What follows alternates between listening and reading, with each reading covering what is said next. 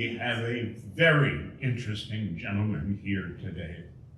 Gil Hoffman is the executive director of Honest Reporting. This is not Honest Reporting Canada that many of us get emails from. This is Honest Reporting, which fights for Israel in the international mainstream and, most importantly, social media. A lecturer on political strategy at Israel's College of Management, and he served 24 years as chief political correspondent and analyst for the Jerusalem Post, where he's now a regular columnist. The Allgemeiner, how many of you know the Allgemeiner? Also a very important site and important organization. Their website recently named him one of the top 100 people positively influencing Jewish life alongside presidents, prime ministers, and Jewish leaders. He was raised in Chicago, can you believe that? Graduated magna cum laude from Northwestern School of Journalism and served in the IDF spokesperson's unit. He's lectured in all major English-speaking countries in the world, more than half of the Canadian provinces, and recently made history in Hawaii by becoming the first Israeli speaker to have lectured in all 50 states. He lives with his family in Jerusalem, and I hope you will join me in welcoming Gil Hoffman.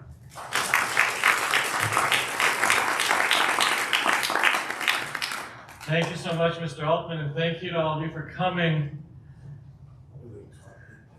I'll talk right into it. You got it.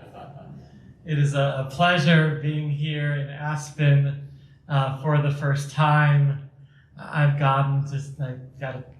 went all the way to the top of that gondola and even farther up so I could see how pretty it is here, and you're very blessed to live in one of the most beautiful places I've ever seen in my life. I'm on a tour of places where nice Jews go on vacation. So if you have any friends in Vail tomorrow night, tell them to go to Chabad. Thank you. And if you have any friends in Manhattan on Wednesday night, in Nantucket on Thursday night, in Southampton on Shabbat, and in Martha's Vineyard on Sunday. So I can guarantee you I'm going to be the poorest person I meet over the next week, but this is also a tour, at the beginning at least, with a different theme, because it's also a Mintz theme. I spoke on Shabbat by Rabbi Mintz in Denver, and I'm glad to be here by Rabbi Mintz. There he is. And I'm going to be speaking by his brother in Vail tomorrow, and what he doesn't know yet is that I'm also booked in Redondo and Manhattan Beach for his brother Yossi in November, and on Newport Beach by his brother Reuben the following day. So that is 6 minces in 6 months. And I'll credit their father for doing such a good job in raising people who've inspired so many people. So as you heard from the introduction that Mr. Altman read so nicely, I've gotten around America. I've spoken in all 50 states, culminating in a talk in Honolulu in a synagogue that trademarked the word shaloha. And before that, in a synagogue in Alaska that tried to trademark frozen chosen.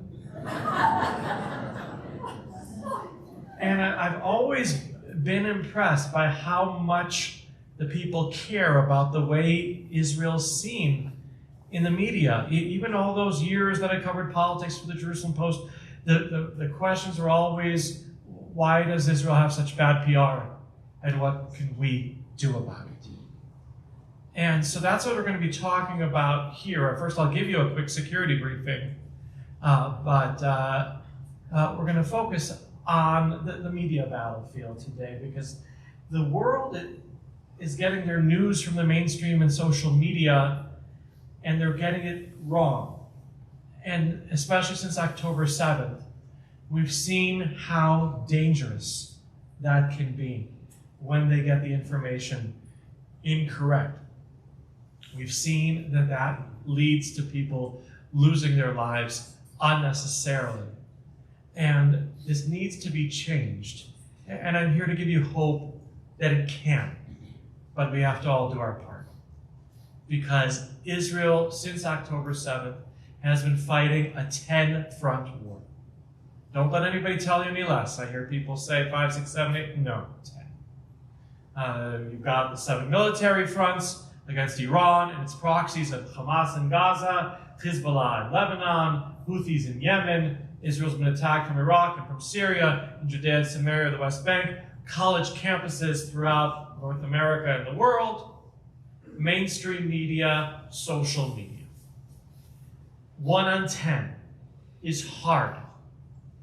And yet, Israel has had surprising success in almost all 10.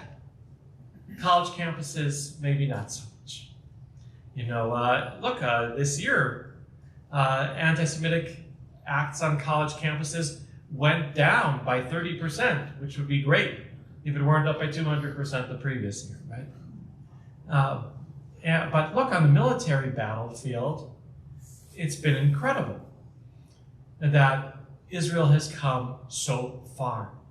If I would have told you on October 6th that Hezbollah there'd be barely anything left of it, that the government of Lebanon would be against Hezbollah and against destroying Israel, that the leadership in Syria would fall and want to join the Abraham Accords, that Iran would be incredibly weakened, that their entire nuclear program, every single stage of it, would suffer a devastating blow by Israel with the help of the United States, that Israel would attack Iran with not one soldier being hurt or kidnapped or killed, that no allies would help Iran, that no proxies would help Iran, and that Israel would destroy 40 years of infrastructure in Iran in 12 days. I think you would think I'm crazy.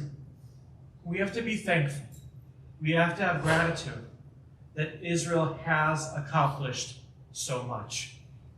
And I'm here to say that it's almost done. I know it's hard because it's not done yet. Our hostages are not home. They have to come home.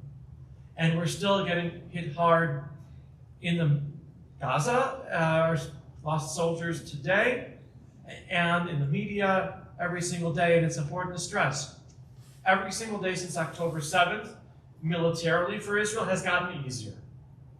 And every day since October 7th, in the media, has gotten increasingly harder. Exponentially, every day since then. But a little bit more on Gaza before I get into the media, and I'll start putting up the slides over here. It's important to stress, Yahya Sinwar, the leader of Hamas, made a terrible mistake by attacking that day.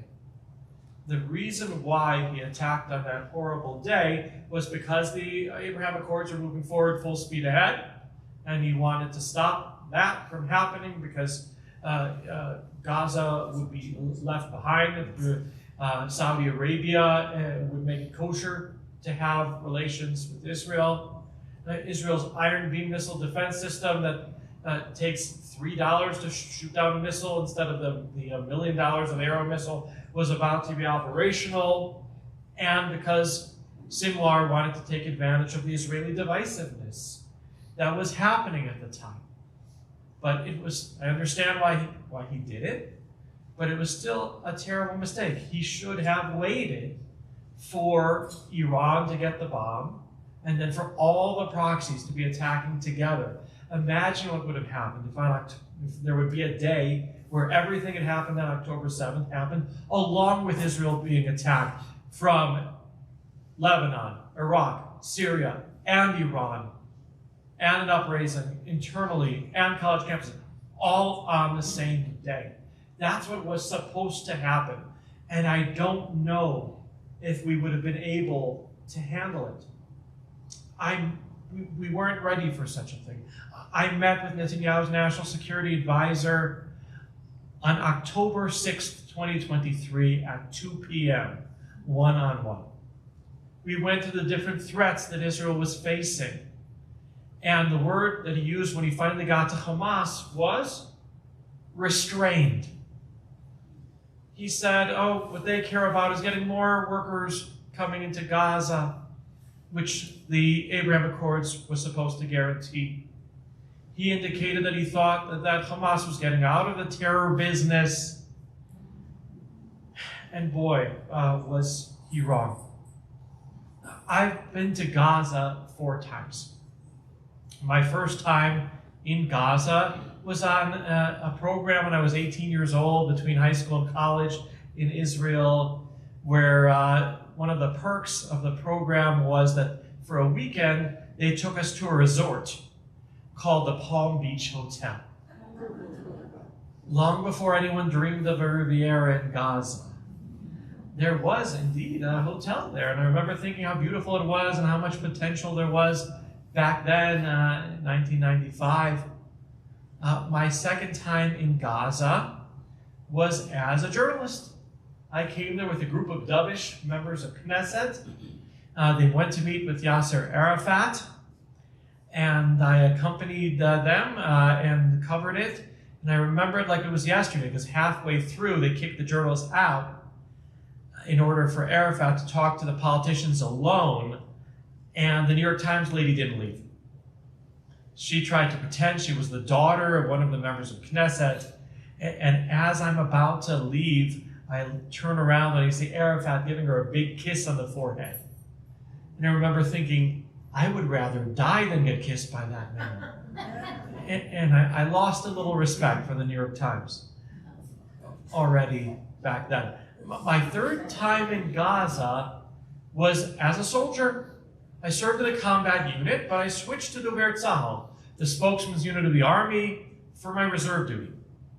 And I thought I'd help Israel against its enemies, but I got called up instead for the withdrawal from Gaza, where my job was to take around VIP journalists and explain them what was happening. So I took around the journalists from the New York Times together with a journalist from Fox.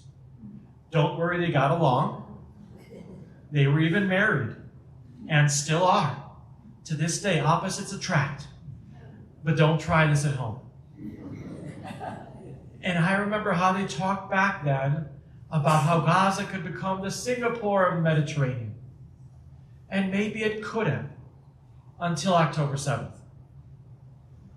I had to come back, unfortunately, and see things for myself about what's going on in this war. I had a cousin who was the deputy commander of the forces there in Khan Yunis, and I asked him what's going on, tell me stories I can tell the nice people in America, and he told me, why ask me? Come in yourself.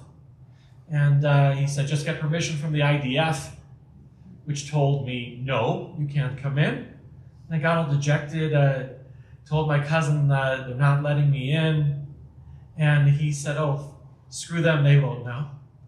He gave me a little tour. After I told him, don't worry, I'm not afraid of coming into Gaza. I'm going to a more dangerous place. I'm speaking at UC Berkeley. And I got to see how 80% of the homes in Gaza had some kind of terror infrastructure.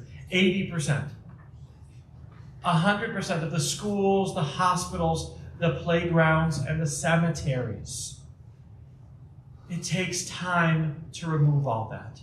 And that's why we could not have a 6-day war. We had to have a 600-day war.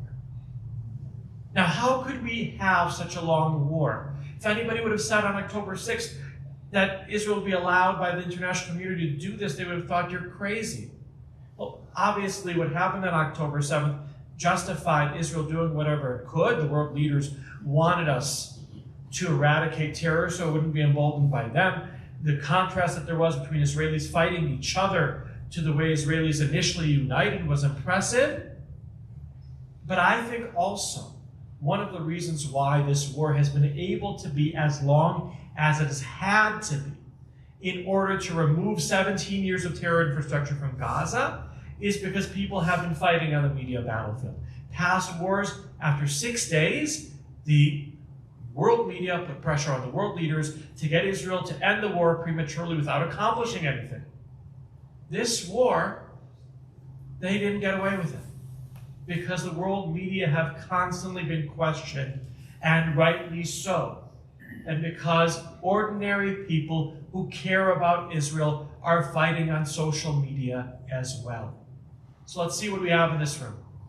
How many of you have posted something pro-Israel on social media since October 7th, 2023? Wow. Thank you so much. And I think you've all made an impact. How many of you are on Facebook? How many of you are on Instagram? How many of you are on X, formerly known as Twitter? How many of you are on Telegram? Just us two and Hamas. Okay. How many of you are on Snapchat? The youngest person in the room. How many of you are on TikTok? That little? It's a mitzvah. It says in the Torah, midvar sheker TikTok. You need to be on TikTok fighting that important fight. And how many of you are on LinkedIn? So that's where we have our safe space, so where we have our Jewish majority. How many of you are on none of them? Wow. Blaine, how do you see your grandchildren? We moved to Houston with half a mile down the road. Oh, that's a nice way of doing it. Get out of New York, I understand. Okay. You didn't mention camera. What about camera? You could respond on camera also? Oh, you can respond on camera. Sure, okay. That's true. Okay, so in that case, I was offered, wow, I'm the one who presses the buttons here. Thank you, John, for reminding me.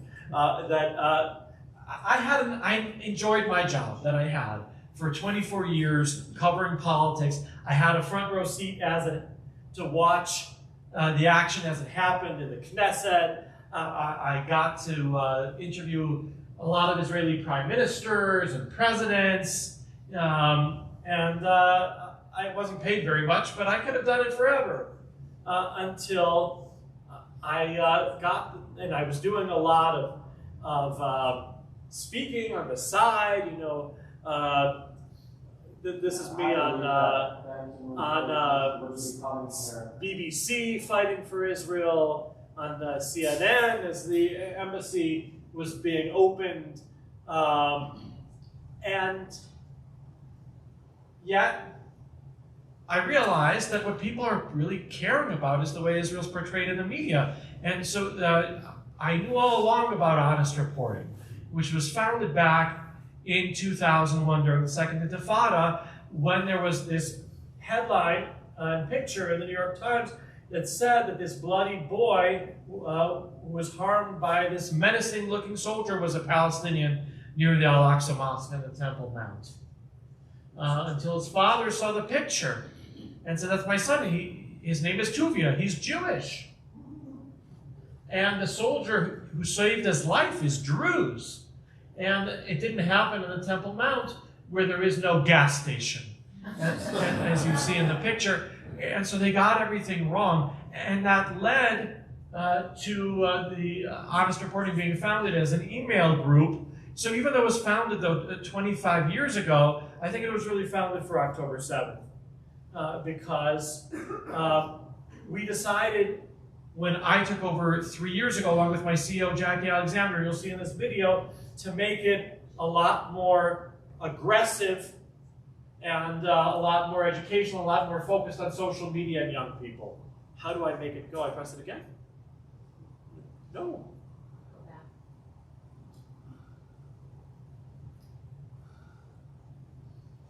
How do I make it go, John? I'm not sure what, honestly. I press another button. Play.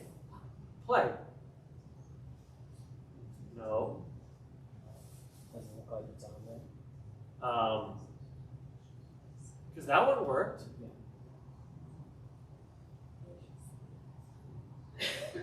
I'll try one more time.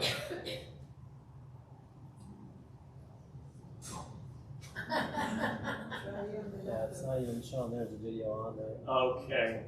Well, it is what it is. So the video is about how Honest Reporting has decided to be a David fighting against the Goliaths. You know, there are a lot more. We're outnumbered on TikTok and in all the different media outlets, but we're fighting anyway. I believe in celebrating incremental progress, and we have success every day.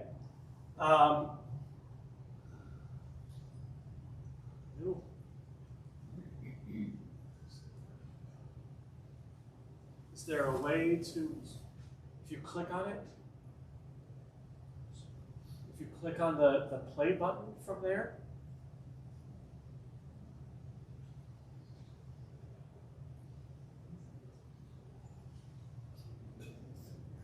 Back. Sorry, I'm not sure where you are. one more, yeah. Can you play on that? 9 billion Palestinians living in Gaza, one of the most densely populated areas on Earth, now being pummeled by Israeli airstrikes. Okay, well, maybe play it one more time so we get through people's. Okay. It's only 6 seconds anyway. No? Okay. How many Palestinians live in Gaza? So CNN got it wrong by only 7 million. Forget it. And is Gaza one of the most densely populated areas on Earth? Not even close. The most densely populated areas on Earth are Hong Kong and Manila. And so they're getting things like that wrong every day. And so this is what we're up against. And then we started questioning, how did these photographers get there so early on October 7th? Were they warned in advance by Hamas about what they were going to do? Were they embedded? And so this is the tank of Omer Nutra from Long Island, who's still being held in Gaza. And the person who took that picture is a fellow named Hassan Asliach. He worked for CNN and from AP, and someone in one of those media outlets contacted me from his wife's phone at 6 o'clock in the morning saying, check this guy out, he's creepy. And sure enough, by the end of the day, we found a picture of him being kissed by Yahya Sinwar. And by the end of the day, he was fired from both CNN and AP. And later on, he was assassinated by Israel for being a Hamas commander. This is who you're getting your news from, day in and day out. And people don't realize it. This picture was the picture of the year from Reuters from 2023.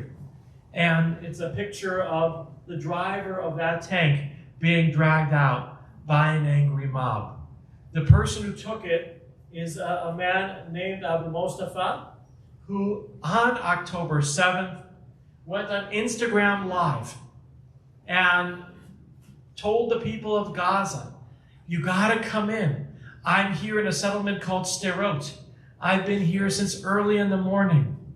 And we've been taking out the men to Gaza. We've been killing the dogs and doing whatever we want to do with the women. We were worried that this scumbag would win the Pulitzer Prize. And so we started a campaign saying, don't give the Pulitzer to Hitler praisers and infiltrators. Hitler praisers because the guy who won in August of 2022, the guy who covered the war for the New York Times back then when there was a war in Gaza, Fadi Hanona, we found that he had written on social media, Jews are sons of dogs and I'm in favor of killing them like Hitler did. And infiltrators because of people that went together with Hamas in on October 7th in the morning. And so sure enough, where this Abu Mustafa took this picture worked was Reuters. They did win the prize for international photography. But they submitted no pictures in their winning bid from October 7th. They said at the time that they didn't because there's this annoying media watchdog called Honest Reporting that questioned the physical and ethical boundaries that crossed that day. And so he got fired too. And what you're seeing here is we've gotten 14 Hitler and Hamas praising anti-Semitic journalists suspended, reassigned, or fired over the last 3 years, including 3 from AP, 3 from CNN, and 3 from the New York Times.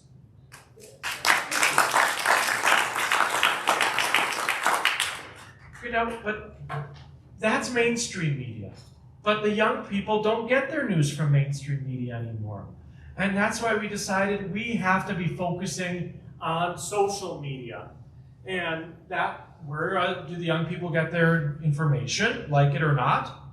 They get their news from Instagram and from TikTok. I hate to start a sentence like this, but when we were young, where did we get a basic fact? Encyclopedias, right? Do your grandchildren know what those are even? And nowadays, when we want to find a basic fact, what do? We Google it. And so we'll get to the AI. But among the young people, more than half don't even use Google as their search engine. They're using the search engines of TikTok and Instagram. And if you Google what is Zionism, what you'll end up with isn't that bad. But if you TikTok it, then you'll get things with the hashtag of Free Palestine and Kill the Jews. So we could have decided to just preach to the choir. You know, Honest Reporting is a small 501c3. And like any American Jewish organization, most of our donors are older than everyone in this room. But we decided that we needed to be focusing on the young people. And so 66% of our audience are millennials and Gen Z. And that's really important. Our followers have gone up tremendously, 132% since October 7th. And the majority of the people who see what the content that we put out are not people who follow us on any platform and don't get our emails. We're getting around the algorithms to the young people like it matters. When this war started, we had only 3 million followers. We had only 3,000 followers on Instagram, and now we're up to more than 100,000. We were ready on October 7th to be able to handle this challenge like we needed to be doing and making that difference. Does it work if we click on one of these? Like, for instance, every day we have ready when people wake up in the morning what people are talking about that day. So we put out a carousel like this that shows that a bomb shelter in Israel cost $30,000 to build. A tunnel cost $3 million to build in Gaza. And they've chosen to build 400 miles of tunnels and 0 bomb shelters. Just basic facts that can help the young people in explaining what's going on. And a video that explains what's happening too. And every day we put out things on Instagram, and every day it gets seen by tens of thousands, hundreds of thousands to make an impact. Please tell me this one. Just hit forward Can button. you hit play here on the Just hit the forward button. We were operating, all journalists at the time, and continue to be, operating an environment I was mentioning earlier that is hyper-politicized. As you can imagine, and as we've seen from various organizations like Honest Reporting and from other watchdogs, basically that look at Western media in particular and try to poke holes in the tweets, in the LinkedIn posts, in the stories of journalists and trying to accuse them of bias. Well, here it is, straight from the source. Reuters bureau chief for Lebanon, Syria, and Jordan, Maya Jabali, recently admitted that scrutiny by Honest Reporting has made her team extra careful while reporting on Israel. But that's not all. Jabali also referred to the deterring impact of what Honest Reporting does, exposing biased journalists like those who infiltrated Israel on October 7th. Honest Reporting also accused, Reuters of having been embedded with Hamas on October 7th, which absolutely baseless claims. Side note, Maya, read our expose.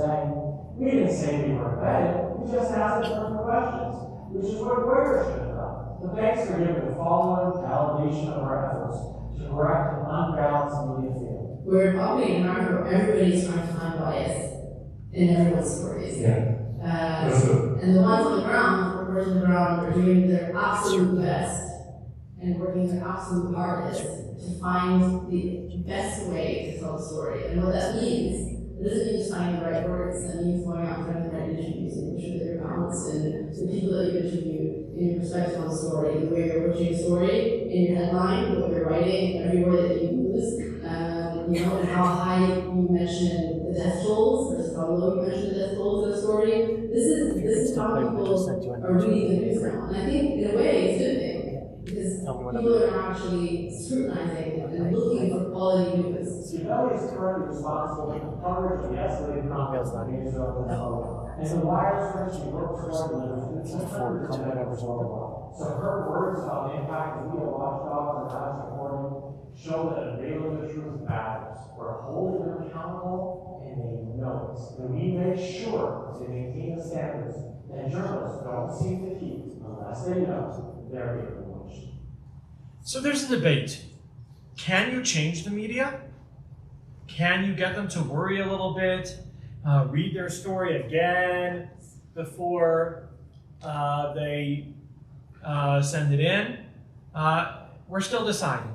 There are those among us who say we can make an impact, and so every day we get corrections and everything that they call Tel Aviv the capital of Israel, and we get them to correct it, and it's very nice, but we realize it's a narrative-based conflict. It's not a fact-based conflict, and that means having to educate the news consumers, and we have to do that. There have been Harvard-Harris polls taken every month since October 7, 2023, and they ask the question, are you more pro-Israel or are you more pro-Hamas? And among the people 65 and over, 93 to 97% have called themselves pro-Israel over pro-Hamas. But among 18 to 24, 51% favor Hamas. And actually the numbers among the 18 to 24 have gone like this, up and down all around, because they're impressionable. And we have to have an impact on them. And I believe that we can. And so what have we been doing? Somebody screamed out before when I asked them how they get a fact. Somebody said AI. So we're using AI. We had 8 categories of media bias that for 20 years we'd been using to see if an article is anti-Israel or not. And that's okay, but when you have a staff of 3 writers, as we do, that's all. It's very hard to monitor the entire world media when they're reporting so much about Israel day in and day out. So we've trained an AI tool. We're optimizing the tool to be able to do that, to filter the media and find what's wrong, and we're going to be releasing it to the public. So you could read an article and think, oh, I know there's something wrong here, but I don't know exactly what. And the AI tool will be able to tell you. If our enemies have AI, then we need to have AI. Flagging the different articles, turning our team of 3 to 5 editors into a digital army of 5 million people. And then the humans go through it, and we decide what action to take about whether to get something changed behind the scenes, calling up the media outlet, to embarrass them on social media, or to write longer form articles explaining what's wrong with it. Then we decided we needed, in order to deal with, make people understand why Israel's still at war in Gaza, we needed to provide an underground map of what's going on in Gaza. So we created this tool where people can see for themselves how the tunnels go. We map tunnels throughout Gaza, under schools, under hospitals, and so this is all at tunnels.honestreporting.com. So you can see why Israel is still fighting and why this war is different from any war that there's ever been. Okay, so I'm going to end with an obvious question. What can you do? And so I need you. I need you to watch the news. How many of you have canceled a subscription to a media outlet for being anti-Israel? Okay. I think that people have raised their hands. It's interesting, in New York, almost everybody raises their hand. I think you've made a mistake.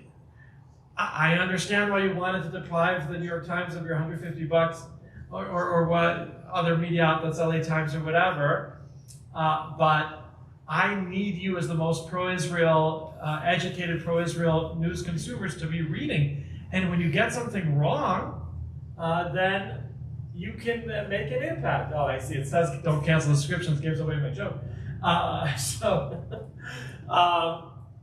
And report to us. Email to action@honestreporting.com whenever you see something that's problematic, so we can do something about it right away.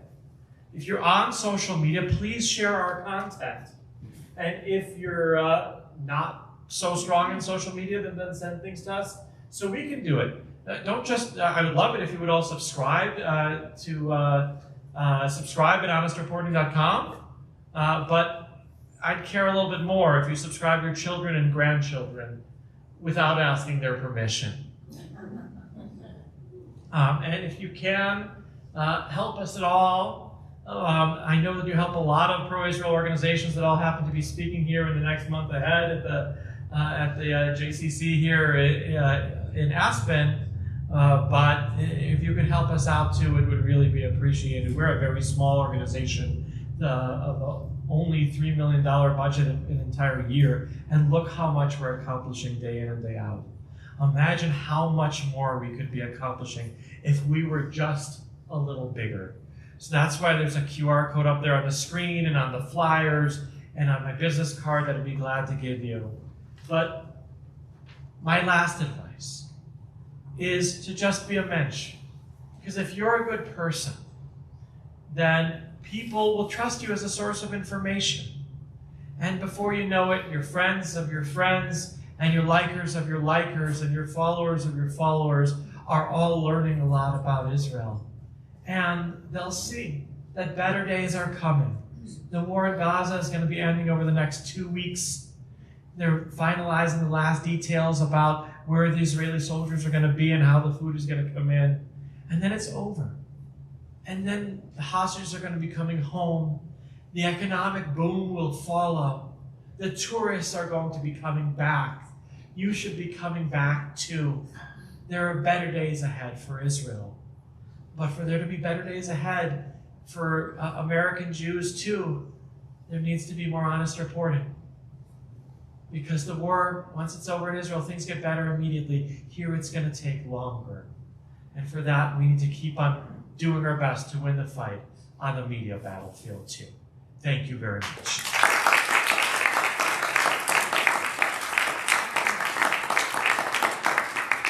So you can feel free to ask any questions you want between now and your dinner reservations.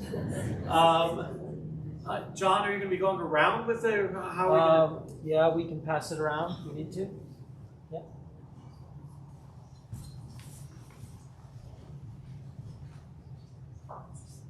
And now that we don't need a screen anymore, if you find a way to forward that link, that would be great. Hi, Gil. Thank you for doing what you do. Oh, there you go. When you ask a question, say your name and maybe where you're from. And unless somebody here was born and raised in Aspen their entire life. Amy Hoffman, and I live in Denver. Originally, I imported my accent from Venezuela. Are you able to also scout the videos? Because I had a personal experience and I didn't know how to handle it, so I just went and did it myself.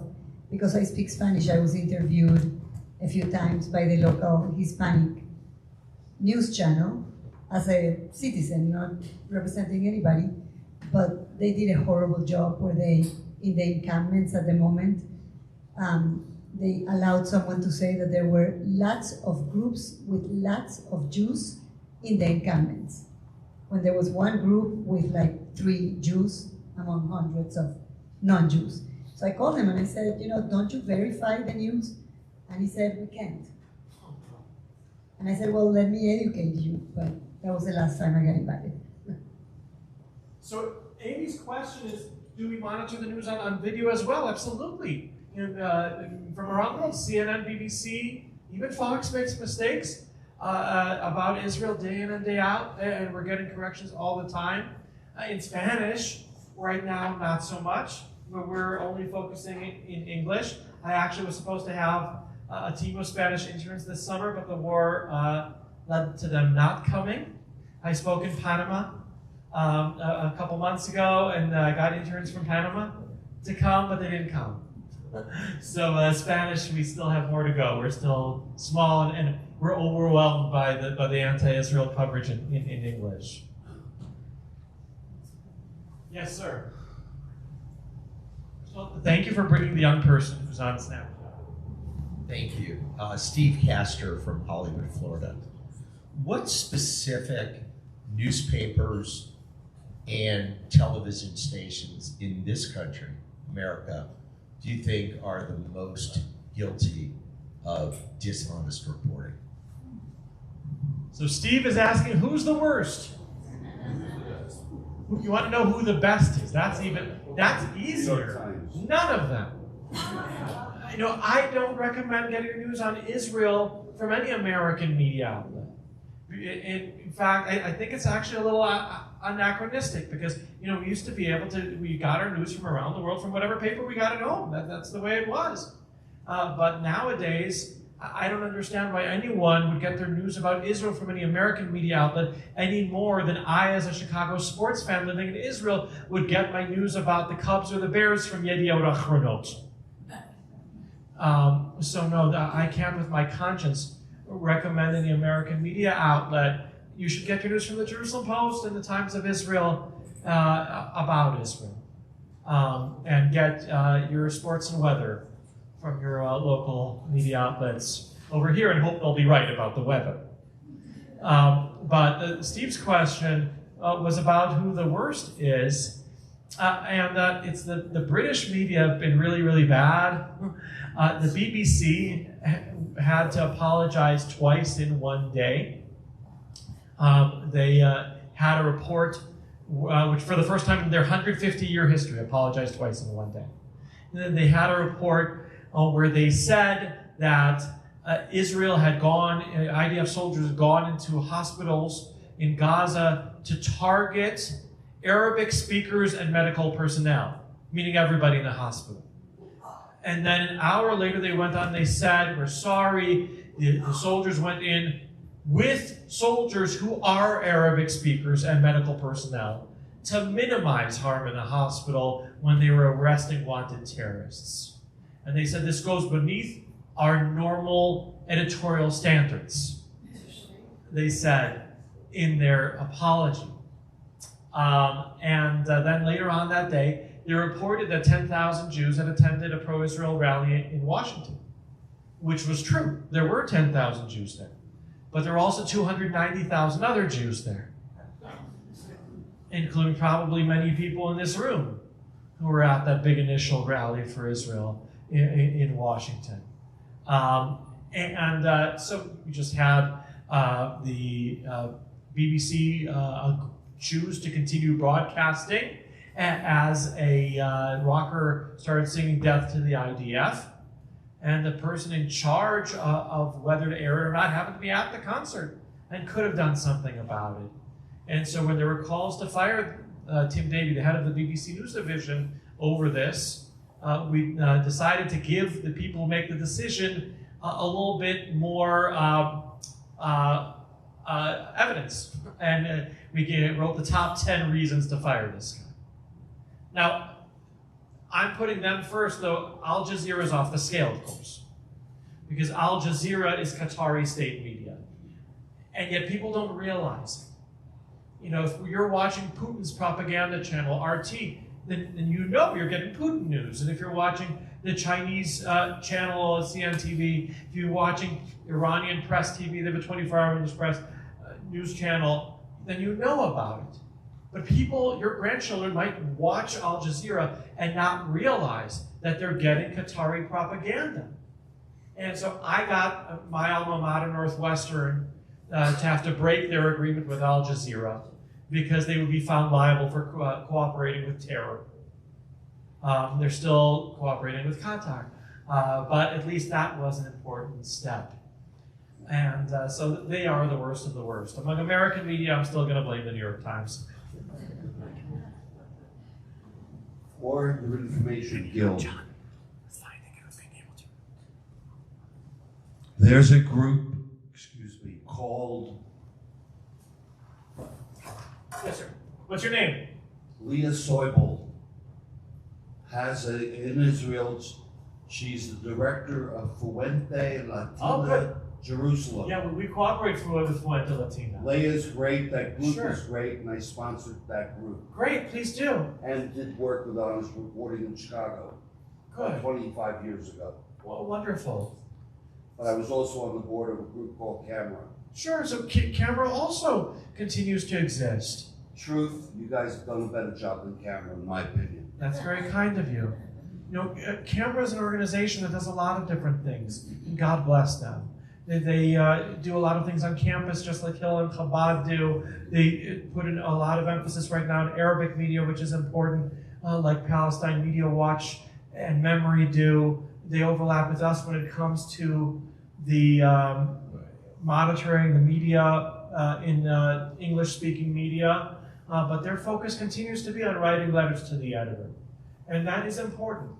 But our focus is a bit on social media, where they barely have a presence, and we need to be doing that.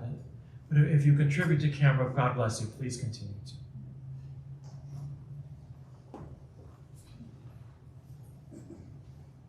Everyone knows the PR in Israel is the worst. So why not start writing about the accomplishments? We never hear that. We don't hear about the 20-foot tomato plants that grow in a cup, the desalinization. Talk about Israel, brag about it, and make us all prouder than we are. What's your name? Denise, Aspen, 80 years. Wow, everybody applaud Denise.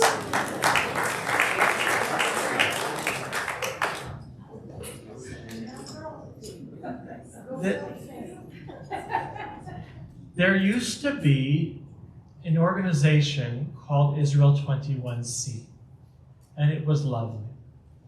They were founded around the same time as us with a goal of seeding pro-Israel stories about Israeli high-tech and culture and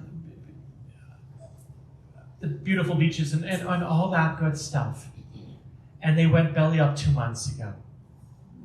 So the closest thing there is right now is we have an organization that's part of Honest Reporting called Media Central, which is a proactive organization that helps the media get the story right the first time, works together with the media, and helps them get to where the stories are that they should be reporting.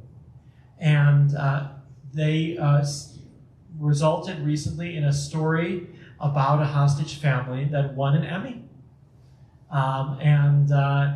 When it came time for there to be an anniversary of October 7th to get the media to cover events, we ended up organizing it. And when a missile hit the Beersheba hospital, our Media Central took the reporters down there to understand what was going on. And Weitzman, when it got hit also, and all the cancer treatments that were being worked on there in the lab that was destroyed, we brought people so the media would cover it. And so that is part of what we do. All the way in the back, we'll get to you.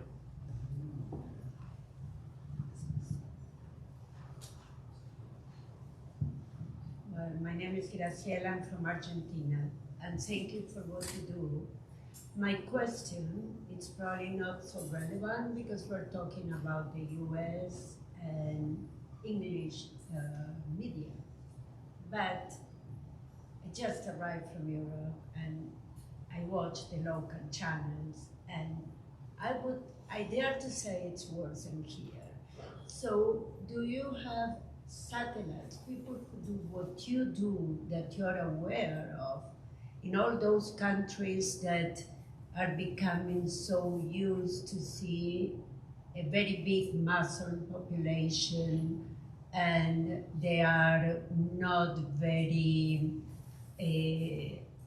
fond of Israel. So we cooperate with different pro-Israel organizations around the world. We have WhatsApp groups where the leaders of the different organizations work together, suggest different ideas, highlight our successes. And there are pro-Israel organizations in all the different European countries. And so I work together with them, and they're great people. But if you want a national organization in Europe, I heard that you're going to have David Siegel as a speaker here later on, who was the Consul General in Los Angeles, a great guy, and now runs ELNet, which is a network of pro-Israel organizations in Europe, and he's doing great work. And I salute people like him that are having to deal with such hard times. I think people are tired, and your dinner reservations are coming, so maybe I'll just take one more question. And in that case, and you didn't get the all right. So in that case, I just wanted to thank each and every one of you for coming here. I'll stick around a little bit more. If anyone has any questions you want to ask me personally, there are rumors that I take checks. If anybody wants to give one directly, but make sure it has your name on it, I don't get in trouble.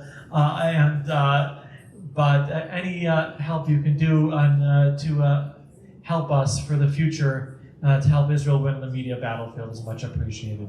Thank you very much.